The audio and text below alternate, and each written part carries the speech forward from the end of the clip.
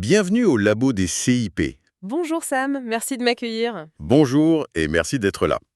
Alors aujourd'hui, on va plonger un peu dans les coulisses, si on veut. Une partie super importante, mais bon, parfois un peu moins visible du métier de conseiller en insertion professionnelle. Ah, Oui. Comment on travaille avec les entreprises? Comment on crée ces liens pour ouvrir des portes, quoi? Pour que ça débouche sur du concret. Un peu la partie agent de liaison, on va dire. les coulisses, ça m'intrigue toujours. C'est vrai que une fois qu'on a bien bossé sur son projet pro, on se demande ce qui se trame derrière, hein. Comment ça se connecte au monde du travail réellement. On imagine presque des tractations secrètes. Non, pas de tractation secrète en trench coat, je vous rassure. Mais c'est une étape ouais, fondamentale. On peut avoir le meilleur projet du monde, le CV parfait, mais si on n'a pas ces ponts avec les employeurs, trouver un job, ça peut vite ressembler à chercher une aiguille dans une botte de foin. Ah oui, je vois très bien les CV qu'on envoie comme des bouteilles à la mer. C'est ça. Et puis, silence radio. C'est vrai que c'est parfois un peu plombant. On se sent invisible. Alors cette approche plus directe, ce contact humain dont vous parlez, ça change vraiment les choses. Ah oui, ça change. Ça change beaucoup. Attention, ça remplace pas tout, hein. Les candidatures classiques, ça existe toujours. Mais le contact direct, connaître le terrain, les entreprises, ça permet souvent comment dire, de passer outre les premiers filtres un peu froids, quoi. Hmm. Aller les voir, comprendre ce dont elles ont vraiment besoin, pas juste ce qui est écrit sur une fiche de poste. Créer une relation de confiance, en fait. C'est ça qui fait sortir du lot. On n'est plus juste un CV anonyme. D'accord. Et puis surtout, ça nous permet de proposer des solutions adaptées, parfois même de créer un poste qui n'existait pas. Ah oui, carrément, d'accord. Je vois mieux l'intérêt là. Mais alors concrètement, ça veut dire quoi, travailler avec les employeurs? C'est quoi les grandes missions, si on peut dire, sans jargon compliqué? Bonne question. Alors, pour simplifier, on peut dire qu'il y a plusieurs trucs clés. D'abord, repérer et discuter avec les boîtes du coin, celles qui recrutent ou qui pourraient accueillir des stagiaires, des gens en immersion. D'accord. Ensuite, hyper important, comprendre leurs besoins, vraiment finement, leurs attentes, leur culture, pour pouvoir leur proposer des choses utiles pour elles. Ça peut être des profils pour des stages, des formations avant l'embauche ou direct des emplois. Ok. Une autre mission essentielle, savoir euh, mettre en avant les compétences, le potentiel des personnes qu'on suit. Comme vous, on est un peu leur avocat, leur VRP si on veut. J'aime bien l'image. Et enfin, euh, notre boulot s'arrête pas quand le contrat est signé. On suit l'intégration, on s'assure que ça se passe bien, pour tout le monde. On est là pour que ça dure. Mettre en valeur les compétences, ça me parle. Vraiment. Mais comment on fait pour vendre un profil, comme vous dites? Surtout si le parcours, il n'est pas tout droit, quoi. Comment on fait pour que le recruteur voit le potentiel, malgré les trous ou le manque d'expérience pile poil? C'est, c'est le cœur du réacteur, ça. Et c'est tout un art, effectivement. Mais avant de pouvoir proposer le bon mariage, si on veut, il faut bien connaître les futurs mariés. Donc, l'entreprise. La base de tout, c'est l'étape 1. Connaître son terrain de jeu. Son terrain de jeu. Oui, l'économie locale. Il faut littéralement cartographier la zone, repérer les entreprises qui tournent bien, celles qui embauchent, les secteurs qui ont le vent en poupe, les métiers où ça manque de monde, mais aussi les plus petites boîtes, les PME, celles qui sont moins visibles mais qui ont des besoins. Cartographier, on dirait presque un travail d'enquêteur. Il y a un peu de ça. Faut être curieux, avoir les oreilles qui traînent. Par exemple, tiens, récemment, dans une zone, on a vu que l'agroalimentaire cherchait pas mal de monde. En CDI, en plus. Ah oui. Donc, on ne s'arrête pas là. On prend contact, on appelle les RH, les chefs de production, on va les voir pour comprendre ce qu'ils attendent vraiment. Pas juste les diplômes, le savoir-être, l'esprit d'équipe, la ponctualité. Et des fois, on découvre des besoins qu'ils n'avaient même pas formalisés. Et toutes ces infos, vous les trouvez où? Dans des bases de données? La presse? Ça doit être un travail de fourmi, hein? C'est un mix de tout ça, en fait. Oui, il y a les données officielles, la presse éco-locale, mais le plus précieux, souvent, c'est le réseau. Le réseau. Oui, les contacts réguliers avec les autres acteurs de l'emploi. La formation, les chambres de commerce, les clubs d'entreprise. Et puis, surtout, le contact direct. Aller visiter les entreprises, discuter. Même de manière informelle. C'est là qu'on apprend le plus. Et parfois, les meilleures opportunités, elles sont pas dans les grosses boîtes connues, hein. Elles sont chez des PME discrètes qui ont un besoin urgent, mais pas le temps de chercher. Notre job, c'est aussi de dénicher ces pépites. D'accord, je vois. Et une fois qu'on a cette carte, cette vision dynamique, là, on peut passer à l'étape 2, leur proposer du sur-mesure. Du sur-mesure, c'est-à-dire? Vous n'arrivez pas avec une idée au CV en disant choisissez là-dedans? Surtout pas. Chaque entreprise est différente, culture différente, besoins différents. Ce qui marche pour l'une, ça ne marchera pas forcément pour l'autre. Notre force, c'est justement de s'adapter. Ok, Concrètement, ça veut dire qu'on va préparer les candidatures pour qu'elles collent vraiment à l'entreprise visée. On retravaille la présentation du parcours, on met en avant les compétences qui vont leur parler, on prépare la personne à expliquer sa motivation pour cette entreprise-là. Hmm, Mais on n'envoie pas juste un mail avec un CV, non, on essaye de créer la rencontre. Ça peut être une PMSMP, vous savez, la période de mise en situation, une sorte de mini-stage pour se tester sans engagement. Ah oui, j'en ai entendu parler. Ou alors on organise des événements de recrutement, plus directs. Les fameux job dating, c'est ça? Exactement. C'est un outil super efficace. Tiens, l'autre fois, on a organisé un job dating spécial logistique. C'est un secteur qui galère un peu à recruter sur certains postes. Oui. Ben, la clé du succès, ça a été la préparation. On n'a pas juste dit aux gens « venez ». Non, on a bossé avec eux avant, sur les attentes précises du secteur, la rigueur, la gestion du stress, la sécurité, l'équipe. D'accord. Et résultat, les employeurs, ils étaient ravis. Ils ont senti que les candidats comprenaient déjà les enjeux. Ça facilite tout de suite la discussion, la projection. Et puis, le format court, direct, c'est bien pour certains profils moins à l'aise avec l'entretien classique, très formel. Et cette préparation, alors pour la personne accompagnée, ça implique quoi? On refait le CV, on simule des entretiens? Oui, ça peut être ça, mais pas seulement. On peut faire des simulations filmées pour voir ce qui va, ce qui peut être amélioré. On aide la personne à mettre des mots sur ses compétences, surtout les soft skills, là. Ah oui, les compétences douces. Voilà. L'adaptabilité, savoir résoudre un problème, bien communiquer, c'est hyper recherché. Et puis on travaille la confiance en soi, la présentation. Le but c'est double, que la personne se sente prête et solide pour la rencontre et que l'employeur voit tout de suite la valeur ajoutée, le potentiel, au-delà du diplôme ou de l'expérience exacte. D'accord. C'est tout un accompagnement en fait. Donc on connaît le terrain, on adapte l'offre, on prépare tout le monde, et après la mise en relation est faite et c'est fini. Ah non, surtout pas. Ce serait comme planter une graine et ne jamais revenir voir si elle a besoin d'eau. Non, non. C'est là qu'arrive une étape cruciale. Entretenir la flamme, si on veut, avec le réseau d'employeurs. Entretenir la flamme. Oui, oui. Un CIP, c'est pas juste un commercial d'un jour. Idéalement, on bâtit un partenariat qui dure. Ça veut dire quoi? Garder le contact régulièrement avec les entreprises qui nous font confiance. Hmm. Pas pour les embêter, hein, mais pour prendre des nouvelles, voir comment ça évolue chez eux, leurs projets, un petit coup de fil, un mail, une visite.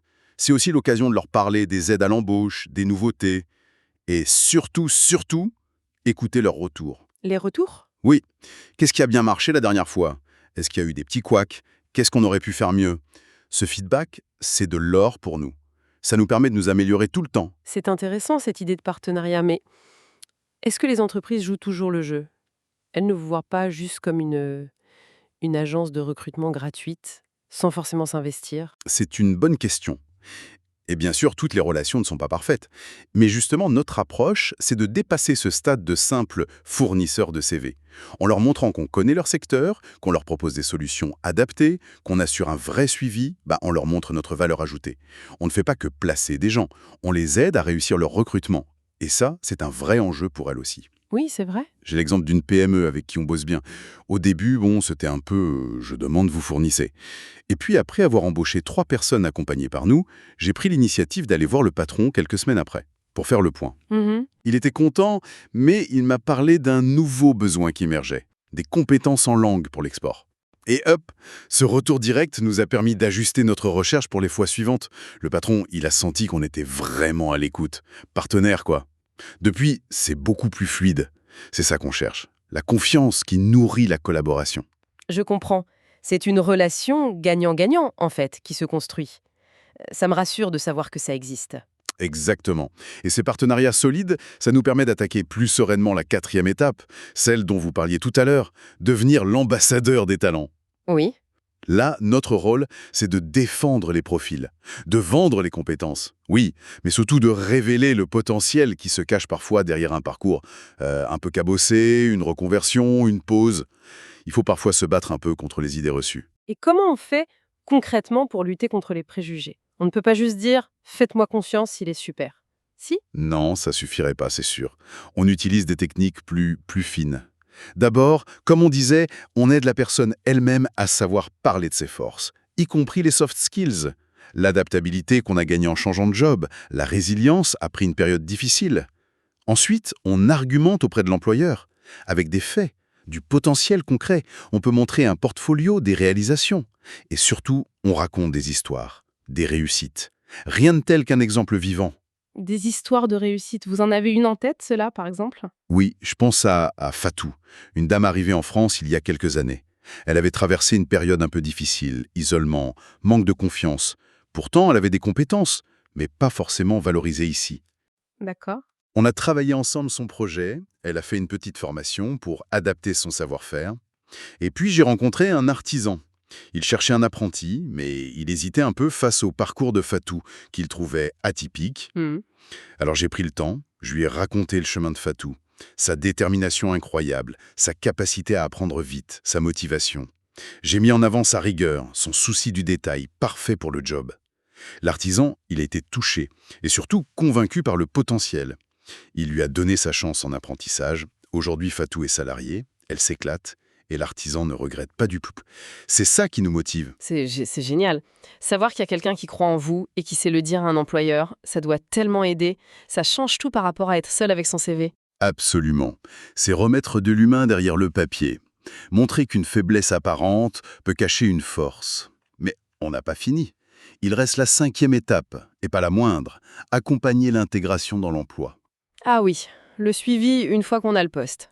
C'est vrai que l'intégration, c'est pas toujours un long fleuve tranquille, c'est même parfois là que ça coince. Tout à fait. Décrocher le job, c'est une victoire. Mais y rester, s'y sentir bien, c'en est une autre. Notre rôle, c'est de sécuriser cette phase. Comment? En faisant des points réguliers, avec la personne et avec l'employeur. D'accord. Souvent séparément au début, puis ensemble si ça va. Le but, vérifier que tout roule, que les missions sont claires, que l'ambiance est bonne. Et surtout, repérer vite s'il y a un petit grain de sable, technique, relationnel, organisationnel, pour trouver une solution avant que ça déraille. Parfois, ça tient à pas grand-chose. Et c'est quoi les difficultés les plus courantes, justement, dans cette phase onboarding? Or, c'est très varié. Ça peut être une simple incompréhension des consignes, des difficultés à s'adapter à la culture de la boîte, des soucis de communication, ou parfois des trucs plus extérieurs mais qui bloquent tout. La garde des enfants, le transport. Tiens, je pense à Youssef. Oui.